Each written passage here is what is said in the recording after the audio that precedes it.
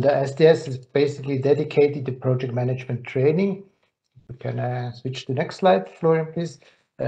Yes, that's what we do, project management training. We do that on a really also global scale, and we do it mostly for companies, also to make sure that we adapt our training to companies.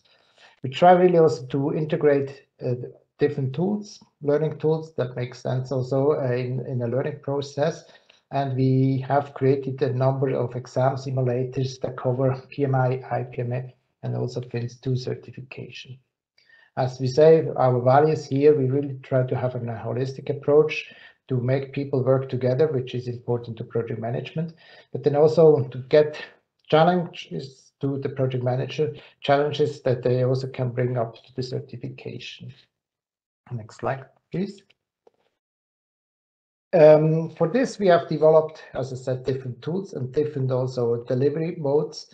We do a lot also still in-house with trainer instruction-led, but a lot is also done virtually right now. And even though we have individual learning tools, we always favor the collaboration with a tutor or a trainer, someone that actually accompanies people during this learning process. And more we go into coaching and consulting, really also adapt our insights and our consulting towards the needs of the project managers and the companies. In terms of tools, well, the simulation is one of our favorite tools that we use worldwide. Then we do have a lot of e-learning contents that cover all the different standards of project management. And as I already mentioned, exam simulators, which are useful tools to prepare for the certification. And for also see what level people are, we do have some tests, assessments that we can use. Recently, if I can have the next slide, please, we have been acquired by Hemsley Fraser, which actually puts us in a position that we can really offer a wide variety of certification. PMI, all what is listed here, and EPMO were before already in our portfolio. Now we have added FINS2 and APM. And this really brought us to the point to say it is not easy to get insight on all these different certification, and it makes sense to give you or to propose some insights how the different certifications are done and how you can choose which certification to take. And I really have the pleasure to welcome Florian Ivan here. He's one of our trainers, but he's only, I think, the one who has most of certification done himself. And that's the reason why we asked him also to give an insight on the different certification. Florian, if you can pass on the microphone to you, please. Thank you, Patrick. So hello, my name is Florian. What I do in addition to moving slides for my colleagues, I also work as a trainer and consultant in project management. And we do, well, Patrick said, we do kind of a lot of training courses, a lot of certifying ones. So my role here today is to explain a bit the process of choosing a certification. Once you choose it, what to expect, how to prepare for the certification. And I'm going to speak from two perspectives. One perspective would be as somebody who's been there, has done some of them. As you can see here, I've done quite a few of the certifications, so I kind of know firsthand how it was. Some of them were quite old, so it was many years ago, but I kind of still remember how it was. But also because we train a lot of people, and we know from them what the experience is. So I've been a trainer for project management for about 12 years. Before that, I used to work for Microsoft managing projects. Before I used to work for a small startup doing project management. Maybe just to take 1 minute to tell you a funny story how I got the certifications. After I left Microsoft many years ago, I thought I'm going to be a consultant in project management because I used to do a lot of project management. I had the experience. I think at the time I had like maybe 15 years of experience in project management, but no certifications. And guess what was my biggest blocker to work as a consultant? People said, no, we know you're good, but it would be nice to have a certification that would prove that you're actually good. So what I did for a couple of months, I blocked myself. I didn't do much, but just study, take exams. So I realized that there is a value in having a certification. I'm not sure how valuable it is to have it, but not having it for sure could cause some frictions with some people. I also work as a volunteer for PMI. I mean, we're going to be talking about a few certifications, not just PMI, but also I'm involved with PMI as a volunteer, doing a lot of things, including community of practice for Agile and a few things. So we have about 40, 50 minutes to talk about some certifications. It was kind of challenging to do this, to be honest. So when Patrick and Zara said, let's do this, the jungle of certifications, I said, yeah, let's do it. Then when I actually got to do it, I thought, hold on, that's not an easy thing to do, because there must be like a million certifications on the market, and it's not easy to choose which are the most relevant. Sometimes it's pretty obvious because some of them are very famous, but some of them might not be that famous, or there are many new certifications. So I had to do some research on how to pick and choose. And we're confident that we picked the ones that are the most relevant today on the market. There are many others that are not included here in the presentation. So if you want to know more about those, let us know. I might be able to give you some hints and maybe even help you with those that are not here. So basically, our list includes PMI. Well, why PMI? Because it's by far, I would say, the biggest organization in project management, with certifications, many certifications, so in terms of notoriety, and they're probably the most famous. IPMA, also a big player, particularly in Switzerland, and I'm guessing most of you are dialing from Switzerland. So IPMA is really big in Switzerland. We're just looking at the number of certified people in Switzerland. IPMA is actually bigger than PMI in Switzerland. So we're going to talk about some of the certifications from IPMA. APM, also a big player, particularly in the UK, and also Prince 2. I think, again, one of the most popular certifications, Prince 2. So a funny story about Prince 2, we'll talk more about that in details a bit later, but it started as something very, very small and narrow, or like niche, and it became really popular in the last couple of years. Again, not just in the UK, it originated in the UK, but now it's pretty much all over the world. Now, as I said earlier, there are other players on the market, obviously, who offer certifications. So if there's something else you want to know more about, let us know. Most likely we'll know about them, but again, because we didn't have too much time for today, we didn't put them on the list. One thing that you will notice here, we do not have pure Agile certifications. We will talk about Agile certifications as part of PMI, for example, but we do not have the Scrum Alliance, Scrum Org. We do not have them here, not because they're not important, but we just thought we'll focus mostly about project management a bit in more general terms, not specifically Agile. But again, if you're curious about those, we can always have a conversation about that. So let's start with PMI. So as I said earlier, really big organization. They are pretty much the voice in project management, not because of certifications only, but also because of the PMBOK. You probably know the history of that. It's still the reference book in project management. It's still pretty much the guide to follow when we do project management. So PMI has a few certifications. Well, you probably know about the PMP, the most famous one. I think right now, worldwide, there are 1.3 million PMP certified people in the world. So that's probably the most popular certification worldwide in project management. So obviously we picked that. We could not have not picked it. We have the CAPM, which is more like entry level for those who do not have the experience to qualify for the PMP. And then we also have the Agile certifications within PMI, Discipline Agile and the good old ACP. What I mean with that was the first certification PMI had around Agile. And we're going to talk about each of these in more details. In terms of questions, as Zara said, we're going to have some time, or I hope we'll have some time at the end for Q&As. So you can use the chat, probably that's best. Use the chat to type your questions. You don't have to wait until the end. You can just type the questions in the chat window, but I will answer at the end. Depending on how much time we have, I'll do my best to answer all of them. If not, I will get back to you with an answer. That's my promise to you. So no question will get unanswered. So let's start with the PMP, the famous PMP. I was saying it's still the most relevant, the most popular, the most famous certification in the world. in project management. In terms of requirements, you will see this 4-year degree, which means some university studies or college degree. There are the two requirements which are really important. I'm going to start with the easier one, is training, formal training. So PMI asks you to be formally trained on project management, right?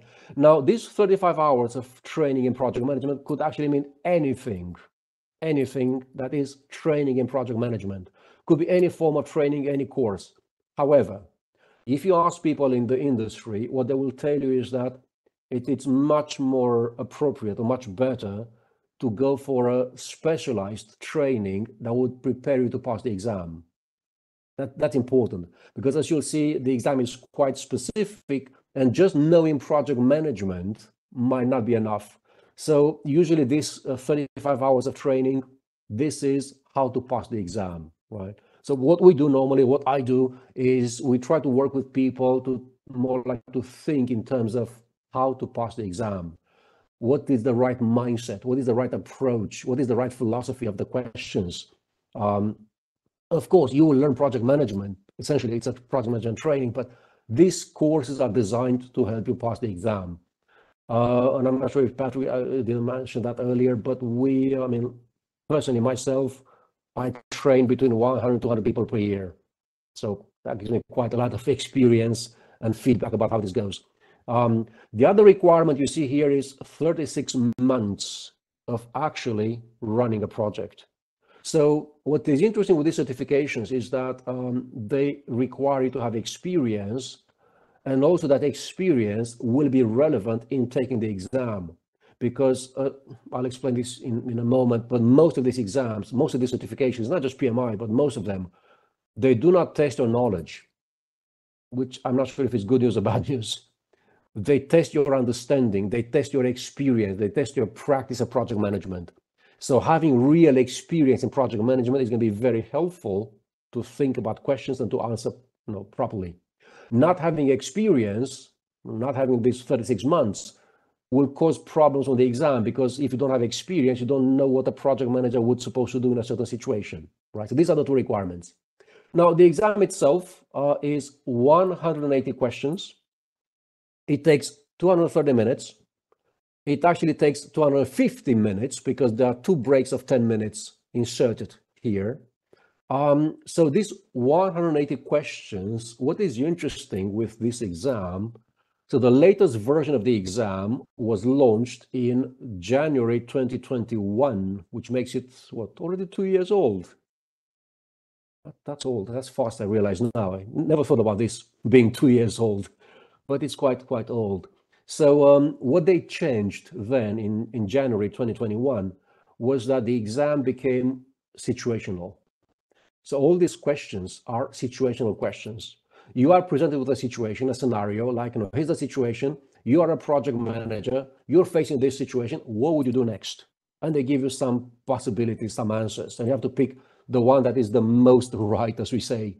You realize very often they might be all correct, but what is the right one? What is the best one that you have to choose?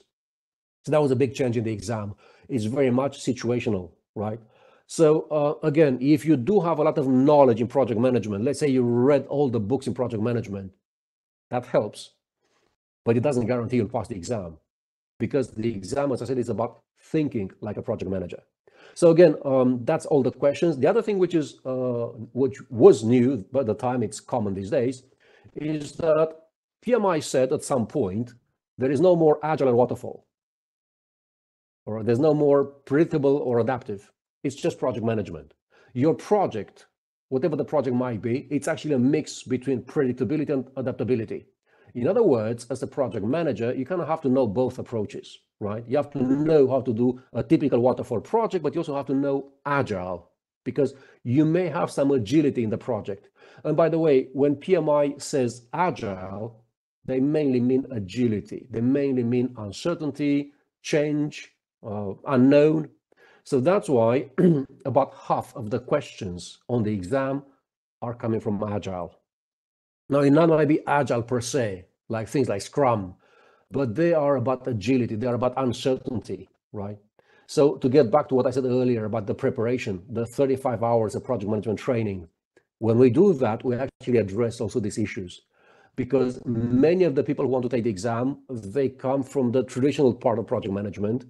They might not have a lot of experience with Agile, right? So we normally solve that during that training, right? The exam can be done either in person or online. That's also important. That actually changed with COVID, because as you remember, we had this thing called COVID a couple of years ago, and nobody would go anywhere outside. So at the time, PMI said, you know what, you can do it online. It's proctored, which means even if you do it online, somebody will be watching you through the camera. So you have to have the camera on. But it can be done online, which means you can be at home, you can be in the office, just have to make sure it's safe, nobody disturbs you. Or it can be done in a test center. The exam is administered through Pearson VUE. For those who do not know, Pearson VUE is a company specialized in exams. They administer exams. So there's a test center probably somewhere near you. You can do it there. Once you pass the exam or the certification is forever, is for life, but you have to maintain it. This maintenance is done in cycles of 3 years. And the condition is that in cycles of 3 years, you have to report to PMI 60 PDUs, which stands for Professional Development Unit. I'll just explain briefly what that is, because you'll see that term also a couple of times in the next slides. Basically, PMI wants you to stay involved with project management, and you can claim PDUs for getting education or for contributing.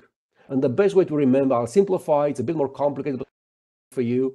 Best way to remember is that 1 PDU equals 1 hour. So if you attend a course in project management that takes 2 days, that's roughly 14 hours, you can claim 14 PDUs. That's getting educated. If you write an article on project management or a blog or something, it takes 3 hours, you can claim 3 PDUs. That's how it works, right? So you have 3 years to report to PMI the 60 PDUs. If you do that, you can continue in the next cycle of 3 years. If you don't have 60 PDUs, you get suspended. You don't lose it, but you get suspended for 1 year. But if after 1 year you still do not report the 60 PDUs, then you lose it. So it is for life, but you could lose it if you do not maintain it. In terms of cost, you see here, this is just the exam cost. So careful what I said earlier, one of the requirements is to be trained. That's not included here, because that depends on whoever gives you the training. There might be different fees. So if you want an element of cost, might be the training here, and then the exam cost here. You see, it's very different. It can start at 405. It ends with 555. It's different pricing if you are a member of PMI, if you're not a member of PMI. So if you are a paying member of PMI, you get a discount. You pay 405. The membership is 129 per year. So it kind of makes sense to become a member, because as a member, you also have access to many books, basically every PMI book, including the famous PMBOK. So you can download that for free. So it kind of makes sense to become a member and then to take the exam. So that's, really in a nutshell, PMP. Again, any questions, use the chat and we'll go to those a bit later. CAPM, this is like the small brother of PMP. This is meant for people who are at the beginning of their career. They do not qualify for a PMP or don't have the experience for PMP, but they still want the certification. So as you can see here, the requirements are a bit loose. You still have to do some formal education, 23 hours of formal education, but there is no experience required. The exam is a bit easier, 150 questions, 180 minutes. Now, the timing is perfect because the exam will change. So the last day to take the exam in the current format is July 24th. After that is going to be a new exam. What is a big change with the new exam you see here? Right now, the exam is based pretty much on the PMBOK. So if you know the PMBOK, if you know a bit of theory in project management, you'll probably pass the exam. But the new exam, starting with June, is going to be more like PMP, meaning a bit more broad, more vast in terms of topics to be addressed, more practical questions. also questions from Agile. So it kind of goes in the direction, like, as I said, a small brother of PMP. Same kind of philosophy, but not that tough as the PMP. You also have here the cost for the exam. That's what you pay to PMI 225 or 300, plus any additional training you may have for your preparation. For some people who are at the beginning, this might be like the first step. They do this, and then after a couple of years, they apply for PMP. Also, if I go back to the PMP, you see here, if you already have the CAPM, then you don't need that formal education. So that CAPM will qualify as being already trained on project management. Okay, so that's the CAPM. Discipline Agile. Whoa, so this is that's a big story. So I'm not sure if you know the context, but PMI bought Disciplined Agile a few years ago, and right now is kind of trying to position this within the big umbrella of certifications. So Disciplined Agile is, for those who do not know, Disciplined Agile is like a toolbox. It's not a methodology, it's not a framework, it's a toolbox. So if you do an Agile project and you feel like, well, I don't want to do Scrum because that's too restrictive, I don't want to do Lean or Kanban because it's too broad, then you go to Disciplined Agile and you have a framework, you have like tools, you have a browser of processes, you kind of pick and choose and you create your own approach. So there are a few certifications. I'm going to start with the most basic, which is Disciplined Agile Scrum Master. So that's for Scrum Master, that's for people who kind of pursue coaching, but that's general a good approach or a good certification for a typical project manager who also deals with Agile from time to time. There's also this Disciplined Agile Senior Scrum Master. So you see here, what are the requirements? Well, for the senior Scrum Master, you have to have 2 years of experience. Well, that's a seniority, you have to prove 2 years of experience in Agile. And also the requirements, that's quite, I mean, for all the Disciplined Agile certifications, you have to sit for 2 days through a training classroom usually, or also online. It's kind of formalized by PMI, standardized. So what we do as an ATP, so we kind of deliver this training based on the content created by PMI. It's kind of strict. Like as a trainer, I have to go through all the slides, I have to do all the exercises, right? It's pretty much PMI driven. So these are the 2-day course. The exam, it's online, it's 90 minutes, 50 questions. And again, all the questions are situational questions, right? So these questions, the 50 questions, they normally come from the content that was covered here. In other words, if you spend 2 days in a training, if you pay attention, if you ask questions, if you clarify, and you kind of cover all the gaps, most likely you will pass the exam. So again, the exam is not very broad. It doesn't cover too many things. It's quite specific on the things that are taught on this 2-day training. Again, the same principle as for any other PMI certification, except this time the cycle is 1 year and you have to report 7 PDUs. Again, remember, 1 PDU, 1 hour, right? So DASM, DASSM, these are, more or less how you start. Afterwards, you can go a bit deeper into some specialization. So what's next after that? You can go towards Disciplined Agile Coach, or you can go towards Disciplined Agile Value Stream Consultant, or both if you want. We know somebody, we were just talking with Patrick earlier, we have a client who's going like full in. He wants to do all of them.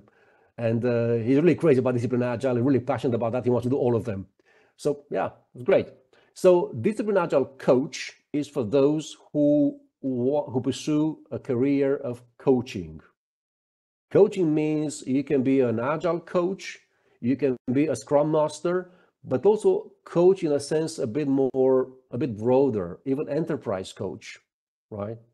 Because if the whole company goes Agile, wants to be more Agile as an entity, as an enterprise, there will be some Agile coaching to be done there. So enterprise coaching also. So you see here, there are some requirements for this. So you must have 3 years of experience in coaching or consulting, right? You have to do the same thing, 2-day training. And also one prerequisite is that you must have the DASSM certification. So you cannot just jump to DAC. You have to go through DASSM first. For the exam, the same thing. And then you have this discipline agile value stream consultant. So value stream is one of the key concepts of agile, right? You basically map all the activities, where is value, where is no value, what's blocking. So this time it's pretty similar, except there's a 3-day workshop that you need to attend. So it's 3 days this time. Why? Because it's a bit more technical. There's a bit more consulting, more processes there. You must have, again, the same certification, the SSM. You have some experience, and then you take the exam. So again, Discipline Agile Coach, Discipline Agile Value Stream Consultant. The exam is based on the content discussed in the 2-day or 3-day training, right? Now, obviously, if you do not have any relevant experience, it might be difficult because although the questions are coming from the content from those 2 or 3 days, it can be a bit broader than that, right? There might be concepts that you should be familiar with, right? So that's the discipline agile landscape, right? If you want more details, obviously on the PMI website, there are lots of details about the certifications. Also, if you're interested in discipline agile in general, on the PMI website, you'll find everything for free. All the content, all the processes, the browser, everything is there. It's available for free. So ACP, now this was the first one that PMI did many years ago. And I think it's still valuable for many reasons, but probably one being that it's still the only certification that covers Agile. I was mentioning earlier Scrum certifications, like Scrum Master, Product Owner. Those are very specific. Scrum. This is Agile. So here you become certified on knowing how to apply Agile in general. So in scope, there are multiple approaches, obviously Scrum, but also Lean and Kanban and DSDM and the FDD also. So there are multiple methodologies which are mixed, right? So if those words scare you because you probably never heard of DSDM or FDD, don't worry. Usually this is solved here. So again, one of the requirements is that you must have 21 hours of formal training. Just like the PMP, usually this is a specialized training for the exam, designed to make you pass the exam.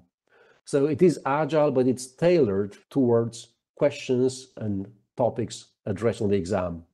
So you must have also some experience. You see here, 1 year of experience in general project management, and then also some agile experience. 8 months is not that much. 120 questions, 180 minutes for the exam. And again, the questions are all agile questions, obviously, but they might go into some methodologies which might not be very mainstream today, but they're interesting to know about, right?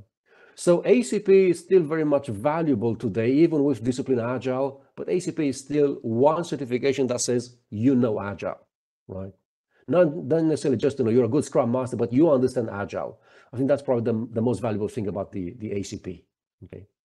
Now there are other certifications with PMI. Obviously, we're not going to go into that, like program management, portfolio management, and risk management. You can have a look at the website to learn more about those if you are interested, or as I said, talk to us and we'll probably give you a few more insights. So let's talk about IPMA. So IPMA, it's not as popular as PMI worldwide, but in Switzerland is very popular.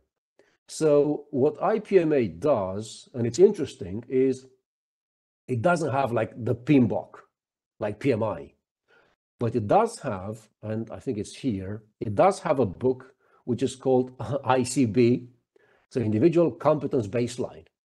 In fact, IPMA is not about how you're going to do it. It's more about understanding the principles behind good project management, right? So all the certifications and all the tests are about you understanding what are the topics to address.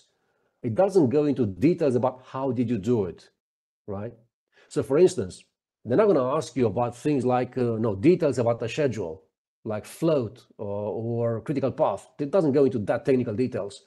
but it does ask you about the importance of scheduling, right? So it's the principle more. So it is interesting because, you know, even with PMI, what we see now, project management moving from being process-driven, as it was the case with PMBOK 6, to more principle-driven. About principles, what is the big difference?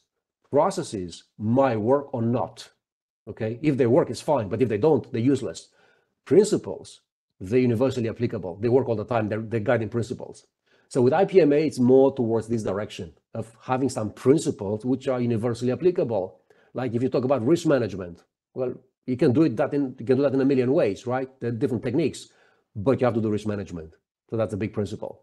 So IPMA has different levels. Again, we're going to look at traditional IPMA because also, as for PMI, IPMA also has some agile certifications. We're not going to talk about those today.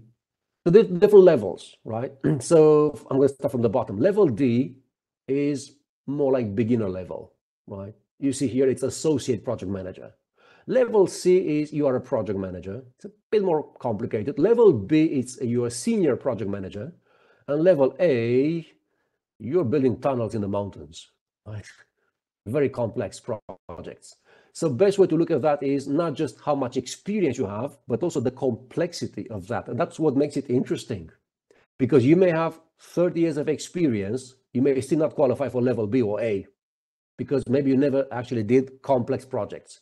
So these levels are mostly about the complexity of your projects. That's why it's interesting. So when you look at these, again, these certifications, you have here some requirements, right? So level D, there are no, again, it's a beginner level, so there are no prerequisites. You can just go and do the certifications. For others, you see level C, B, and A, there is a requirement of 3 years or 5 years of experience. What I said earlier, this experience not only is relevant, it's mandatory, and it has to be for real because the certification process is going to be based on this experience. So 3 years or 5 years, and you see here, level B and A, it's still 5 years, but the complexity is very different. So level A, it's really complex. So the procedure is that you apply for this certification. There's going to be a written exam for D, C, and B. So this written exam is, they'll ask you questions more or less general project management, right? Again, that book I was mentioning earlier, ICB, you have to know to make sure that all those topics you're very familiar with. Again, it's not about how, it's not about processes, but it is about you know what it means, right? So again, risk assessment. If you know the concept, then it's good, right? So there's a written exam, then there's a report. You see the report here, and you see the report here, you see the report here. Basically, what they ask you to do is to choose one project from your experience and to document that. They'll give you a template. You have to document that project, and you're going to do an interview. The interview is usually 2 people asking you questions from that project. So as you can see here, already with level C, but mostly B and A, the exam is not to test your knowledge, but is mostly to test your experience on the project. So what you have to prove to them in the report, in the interview, is that you actually did project management at a fairly complex level, right? So that's why it's explaining. So you send the report and they say, can you explain how you did this here? Can you explain what you learned here? Can you give us an example of a mistake you made in the project, right? So that's why it's quite a senior level for this, particularly level B and level A. As you can see also here, the duration, because there are a few processes there and you kind of have like a few weeks between. So it's like 9 months, more or less, for the whole process to take place. Again, it's valid forever, but you have to maintain it. And you have here the maintenance is do some formal training, 175 hours of training, which is normal, I would say. But also for C, B, and A, 30 months of experience, which if you think about that, 5 years, 30 months, it means that you must be an active project manager, right? That's almost 3 years, right? So in the cycle of 5 years, you must work or must have worked for at least 30 months as a project manager. And again, you have to document that experience, and that will be extended afterwards. In terms of cost, well, it depends on who you work with. Usually it's kind of personalized, but also there are two elements of cost. One is the preparation, the coaching, the training that you have to do. The other one is the fees you have to pay to the organization. One thing that I should have mentioned earlier, but I forgot somehow, is the entities who are administering the exam. So it's IPMA, that is the global entity. In every country, there is a local entity that does the certification. In Switzerland, because I'm guessing you're all from Switzerland, or most of you, is VZPM. That's the entity that does the certification. So if you go like IPMA Switzerland, you'll most likely end up with this company. They just do the exams. They don't do trainings. They just do the exams, right? So they kind of administer the whole process of the exam. Again, I was saying earlier that in Switzerland, IPMA is really, really well positioned. I was looking at some numbers earlier, and I have numbers to support that. So PMI, I was mentioning earlier, PMI has, in Switzerland alone, 6,400 certified people. 6,400. Out of those, about 504 are PMP. So 6,000 for PMI, roughly. IPMA is 26,000 certified in Switzerland. So in terms of popularity, I think you kind of see who wins the contest for popularity in Switzerland is IPMA. So also in many Swiss companies, if you're a project manager, they kind of expect you, if not even ask you, to have either IPMA or PMP. So it's kind of, in fact, we kind of see this very often with many of our customers who are doing project management. They kind of expect their project managers to become certified. We have some customers where they actually make it mandatory, and they're given a deadline.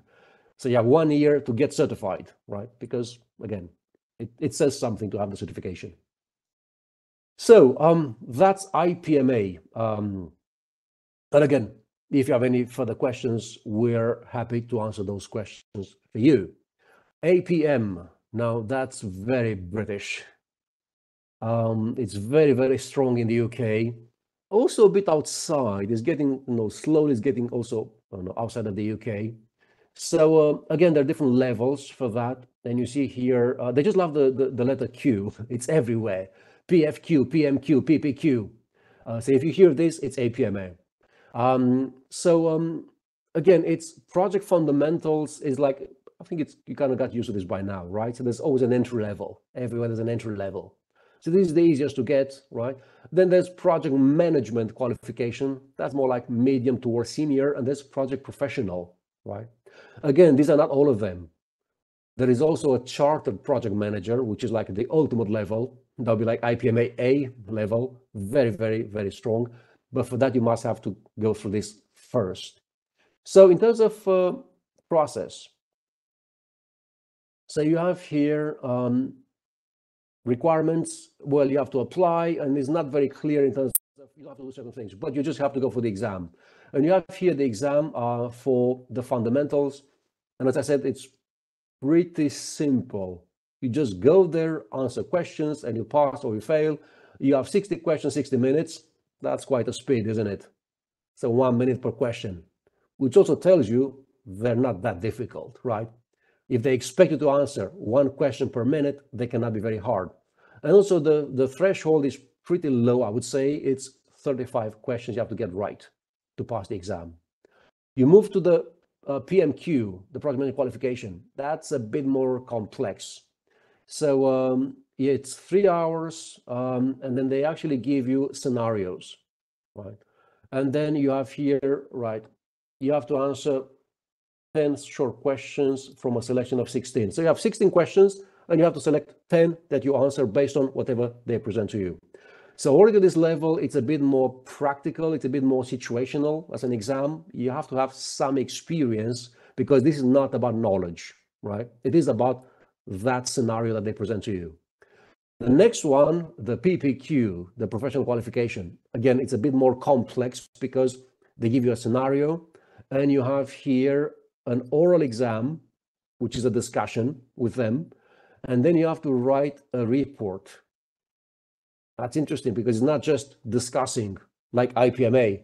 You have to write a report in 60 minutes describing certain things. So it's not just being able to understand and to know, it's also being able to express yourself, right? And you also see here what is the threshold to pass the exam, right? So again, how do you prepare for this? I would say, well, if you have some knowledge of project management, we can probably sign up for this one. We can do it quickly, right? However, for PMQ and PPQ, I mean, we strongly recommend some preparation, right? There are even some books available that should guide you with that. But again, the same thing. The most important thing is not to learn about project management, but to learn more about how the exam is designed. It's more like the spirit of the exam, right? In terms of cost, again, it depends very much on who you're working with, who's the training provider, who's the company you're dealing with. The last one is Prince 2. You probably know the story of Prince 2. By the way, Prince, it sounds very royally. It's British, of course, it has to be very royal, but it actually stands for Projects in Controlled Environment, version 2. And it kind of has a funny story because this was invented by the UK government, and it was meant to be the methodology that you would use if you wanted to work with the government. Because the government said, well, we are the biggest buyer in the company, in the country, right? Why should we adjust to your methodology? How about you use a methodology? So they created this methodology. It was so well made, well created, that people thought, let's use it even outside of working with the government.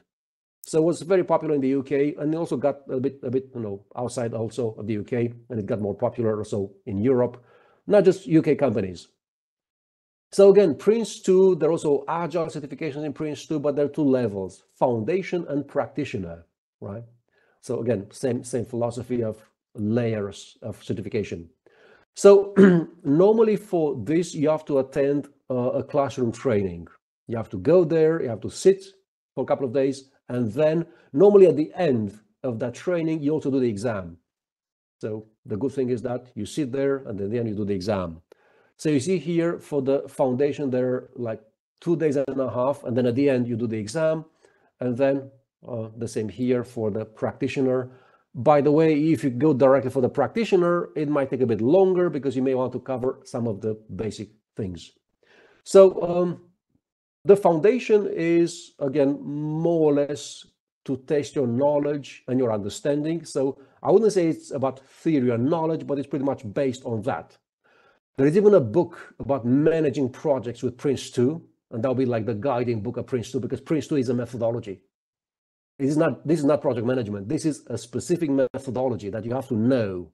Their principles, the roles you have to know, right? So it's basically studying the book. That's why it's classroom and you have to learn.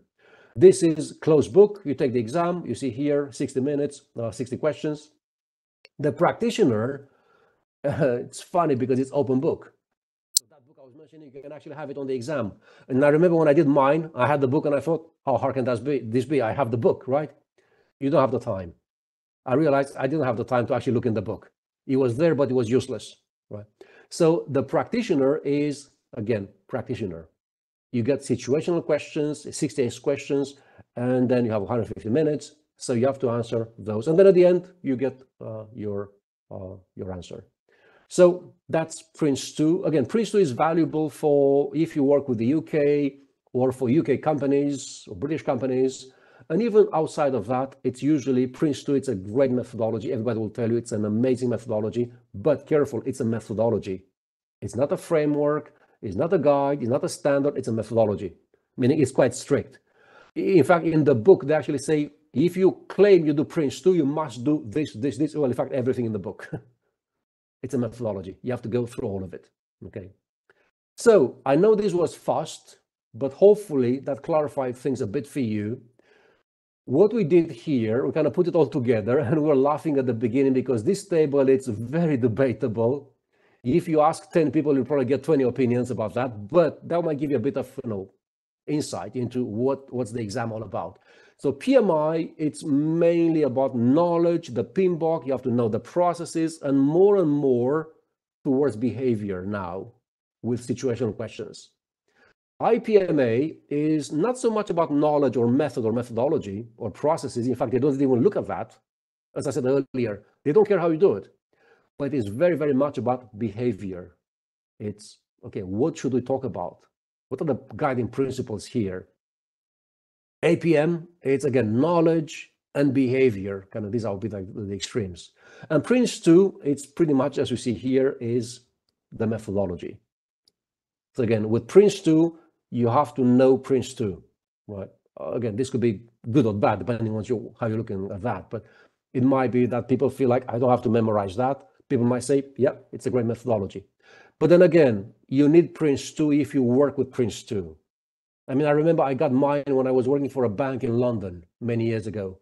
And they were doing Prince2, and they said, we don't expect you to know what it is, but no, you have to be certified on that because we're using it. So it's actually something that you would practice, Prince2. Also kind of interesting in terms of geography. We had fun doing this. So US, that's PMI, right? It's almost all PMI, US. Europe, well, UK, as we said, it's a lot of Prince2 and APM. Germany is mainly PMI with IPMA being close second. And Switzerland, as we said, it's mostly IPMA. And PMI also there, but mainly. And this is also in terms of number of certified people, but also in terms of how the market is reacting to that. So if you ask project managers in Switzerland, they'll most likely quote IPMA as a certification, then PMI. Also, if they want to hire, they would expect to see these certifications, mainly IPMA. So again, this is the positioning on the market. So how do you pick a certification? There is no straight answer to this question. But I would say spend a bit of time to think about what you really want. What are your objectives? What do you want to pursue? Is it a career in project management? Is it being a consultant? Is it being a trainer? So that should clarify a bit what is the next step. Then, very important, as you saw, check the prerequisites, because sometimes it's pretty tough. So you might not qualify for the level you're going after. You may have to settle for something that's a bit lower, maybe even an entry level, if you do not meet the criteria. Again, it's work in progress, right? Normally, in a couple of years, you will qualify for all of them. As you could see, so the requirements about 3 years, 5 years of experience. So again, in 5 years, you do get 5 years of experience if you actually do it. So also, this is important. What are the prerequisites, the conditions? But also very, very important is this. Make sure that you are really committed. We see this, unfortunately, very often with many people, IPMA, but also PMP. They start the process and then they realize it's hard to balance work and studying. It's hard to prioritize this over other things. They have work, they have family. So you have to be pretty honest about, what's the investment you can make. It's not necessarily financial, although also that could matter also because they cost some money, obviously. But it's mainly in terms of time you have to dedicate. So for some certifications, you can actually think of maybe 100 hours of studying. 100 hours is a lot, right? So you may want to do some planning of how you can squeeze 100 hours of studying into your schedule, and be honest. So once this is clarified, then it would be more or less obvious what should be your next or your first certification there. And then again, it doesn't have to be one. You can go for multiple. Again, what is interesting about what we presented here is that they're very, very diverse in terms of what they offer. Some of them are based mainly on a book that you have to study.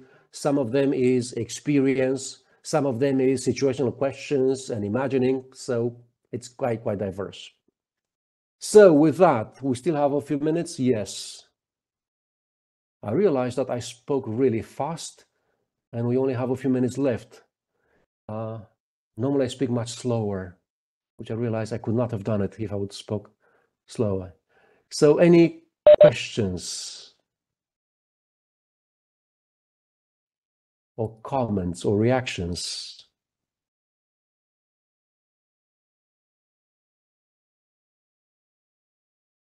Was it was it that clear that nobody has any questions?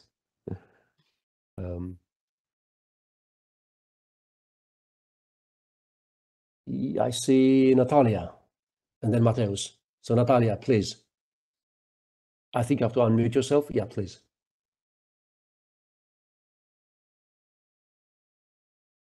I cannot hear you if you speak. I can't hear anything. Natalia? I see your mic is off, but I cannot hear you. You can try to type the question. Maybe that works. Sarah, Patrick, can you hear her? Or it's just me? No, I can't. Oh. There might be a problem with microphone. So please use the chat to type the question. Let me just open Okay, it we back. have one. Could you elaborate a bit more about what the training would look like if STS does it? I'm not sure if that's a question for me or for Patrick. What I can say is that you'll pass the exam. Yeah, it depends a little bit. Let's say for PMI, we do really what is requested by PMI, mostly instructional training. So you need to have an instruction for that, as I requested. Then also supported by the material either by PMA, which we need as well, but also with our own materials, so that you have really a broad basis for a certification or for preparing yourself as well. And always included as well our exam simulator, which has similar questions, but which really puts you in the mode of the certification. If it comes to IPMA, it's more like coaching, also with a lot of digital content where you can work yourself also through the content. But then we do have coaches that really accompany the certification candidates through the different steps of certification, the application form, then the preparing the exam, then the report and the interview as well. So we really make sure that they understand what is demanded, that they have the right project to present and to go for them. And then afterwards, in terms of APMA, APM and Prince 2, they are mostly, as Florian said, instructional courses, which are online, which you can also book, and then as an individual to go for that. If it comes for the internal training, for company trainings, we do have the same methods. We sometimes combine that, but then we can really also broaden up to probably also a little bit more insight on project management to align that with the methodology that you have. This then afterwards will be discussed between the client and ourselves. I hope that helps. Thank you, Patrick. If Hella, you have any more questions, please feel free to write or unmute yourself. And we also have nice feedbacks from Erwin that congratulates you for sharing all of this experience, Florian, and also Natalia that just sent a reaction before. I think there's a question from Mateus. Yes. Yes. Okay. So thank you for the talk and everything. And I was wondering about all the training for the people that are starting. So I just started working as a product manager for 1 or 2 years now, and I see that all of them, they offer different things for the beginners. But my question is it really worth it going for a qualification now at the start, or should I wait and work more and then go for something more consequential in the future, or do both? That's my question. Again, I would start with, do you need a certification now or maybe later? I'll be tempted to say, go for one now, because this will be a help also in the next one. So not only you get a certification right now that you can show for, but also this certification is going to count towards the next one. As you could see for the PMP, if you already have the CAPM, it helps. It's easier. And you also already know the experience. So in that respect, I would say it makes sense, but only if you need a certification now. Otherwise, you could say, you know what, I'm in the role for 2 years. I'll wait 1 more year to qualify for the other one directly. That could also be an option. I mean, technically, I would recommend do the first one now, do the second one later, but that's a technical advice if you want. But it depends on how much do you need that. Sometimes which might help also, if I can add this, if you work with clients and they ask for a certification or for a specific standard, then definitely I would recommend to start with the beginner's level But as Florian said, if this is not a requirement, then probably sometimes better to wait and to really invest in a higher level of certification, which is then also more professional, not only knowledge driven. Yeah. Mm-hmm. I see there's one more question here. So based on different certifications, what certification would you recommend to choose for starting in PM if you have no experience at all in Switzerland? I think if it's Switzerland, then again, it's IPMA or PMI. So I would say IPMA level D or PMI CAPM, because these do not have any requirements of experience. So if you do a bit of studying, that should work. Probably again here, also see at the context you're working in. If you're working, for example, for more like government organization, or then I really recommend to go for IPMA. If it's more like international companies that you're working in, then CAPM from PMI. Yeah. Mm-hmm. Other questions?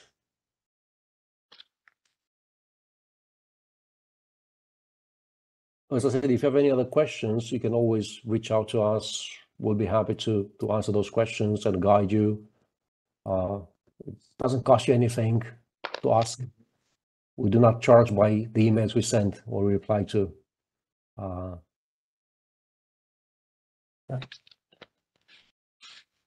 definitely. If there is anything from your side, also if you don't want to do in-company trainings, certification preparation, that's no problem. We can do that. Just reach out to us. Yeah.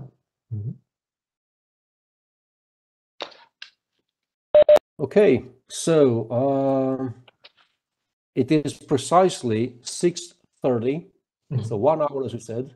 Well, we do know about project management, don't we?